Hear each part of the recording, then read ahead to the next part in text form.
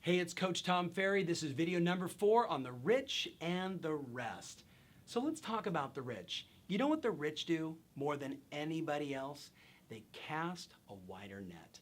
They cast a wider net. Now, you're saying, Tom, what do you mean? Are you talking metaphorically? Are you talking fishing here?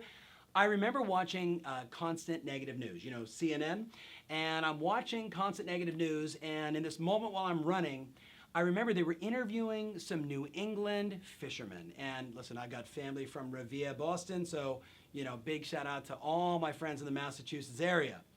They were interviewing these young guys, and they were saying that we're struggling because this other group of people are showing up and they're taking all of our fish. And it was one of those like have and have not kind of moments. And then they very quickly panned over to the CEO of this big company over in Japan who said, we realized that if we simply fly 747s over the ocean and we ping down and we find out exactly where the fish are, then we can just send our fleet in and we can gobble up all the fish while everybody else is doing a couple lines and, a little or smaller net. Well, what was the metaphor? The metaphor was cast a larger net. Anybody in the lead generation game, anybody in the sales business knows the bigger my funnel out here, the more opportunity comes down here to find those perfect clients you want to work with. So what do the rich do versus the rest? They cast a larger net. Now, the distinction that I want to make for you is the very best agents that we're working with have 2/3 of their business come from what we call the tried and true, the things you know to do that everybody talks about.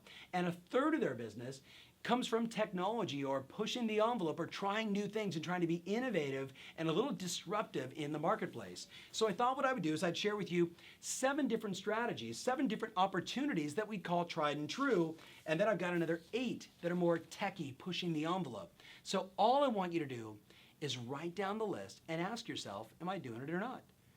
Again, like remember the gap analysis on a scale from 1 to 10, if I say I'm doing it, am I doing it at level 10 or am I just kind of dabbling with it a little bit? So here's the first thing, database management for referrals. That's number 1 on the tried and true. Geographic farming, that's number 2. Open houses, that's number 3. Direct mail, yes, direct mail. I've been saying it over and over again. It's back. I know, shh, don't tell anybody else. Just keep doing it. Number 5, expired listings. Number 6, for sale by owners. And number 7, yes, even door knocking. Now, I know my friends from South Beach, Miami, or New York City know you can't door knock, but the rest of the country can. Now, so that's the tried and true list. Tech and pushing the envelope. Consider number 1.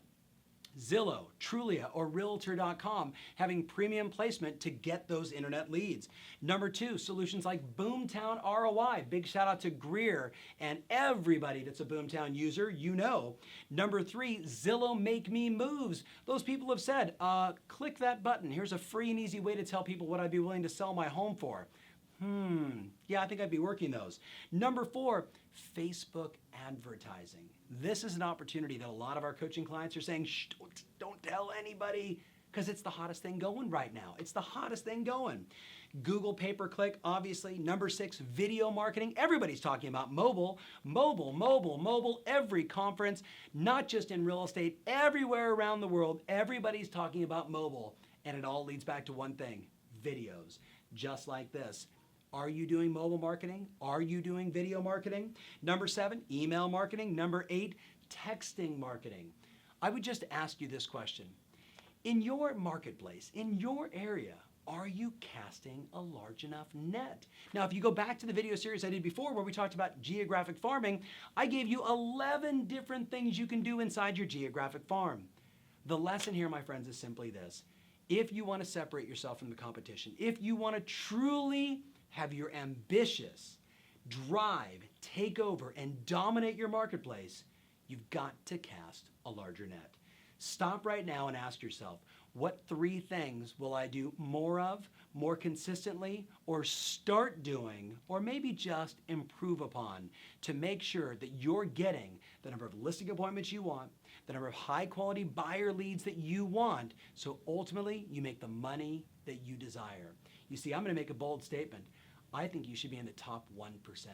That's right. You're watching this video with me right now, the top 1%, which means you're making 7 figures. And I don't care if you're in Normal, Illinois, or you're in New York City. Someone's got to do it. And I think it should be you. Remember always, your strategy matters. And now more than ever, your passion rules.